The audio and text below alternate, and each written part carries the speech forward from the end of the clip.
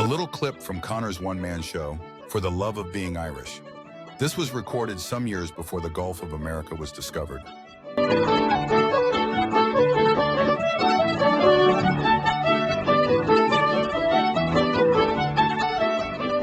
here about 13 years ago, and we found it quite challenging. We speak English in Ireland, you speak English here, but to a great extent, though, we had to learn a different language. As you were asking us, how are we acclimating? We were trying to acclimatise. The word that really kind of intrigues people, that is a difference between Ireland and the US, is craic. But she said to the cop, we'll have some craic. The cop who was taken aback. But she meant to have fun, so they danced in the sun, had a drink and a pint and a snack. When we came over here, I was asked a number of different questions that kind of show a difference in language and in the way people see language. Very early in my business career over here, one of my colleagues, who was not a saint at all, he said to me, "Conor, you use a lot of profanity." "What's a freaking profanity?" I said. Now, please note that Mr. Cunneen sanitized his response for the sensitivities of Midwestern audiences. But those of you who've been to Ireland will know that the Irish do curse and swear a lot. But no one sees it as a profanity. In fact, a good Irishman in a 4-word sentence can put in 3 F-bombs. Those of you who are looking for instruction can get it after the show.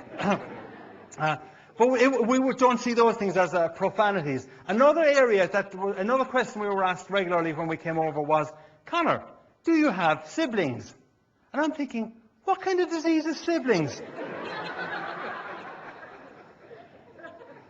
In Ireland, we've got brothers, we've got sisters. No one has siblings. Another question that the difference is that when the Irish say, "How are you doing?" we mean hello. We don't mean, "How are you doing?" So, for instance, when I'm at a party and I say to someone, "How are you doing?" I don't really want the response, "Why, that's so nice of you to ask.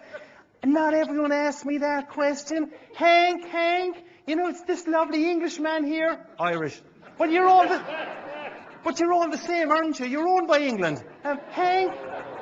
Hank, this lovely Irishman here, he wants to know how we're doing, and I was just about to tell him about your prostate infection.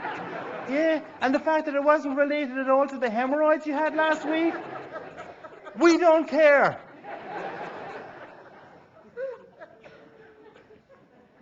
US immigration also makes life interesting in terms of language. Not until very recently, and some of you may have experienced this. If you were a non-US citizen, you had to fill in an immigration form. One of the questions was, "Are you or have you ever been a terrorist?" Fact. Another question that we were asked, we became US citizens a few years back. And to become a US citizen, you have to be interviewed by the immigration authorities. So on one day, my wife, Pat, and we went into Chicago to be interviewed by the authorities, and we went into 2 small little offices. I went in this side, Pat went in that side. It was like going to Cannon Fox's confessional again. And I come out after a few minutes, Pat comes out, and Pat says to me, "Do you know what question I was asked?" I said, "I don't know what question you were asked."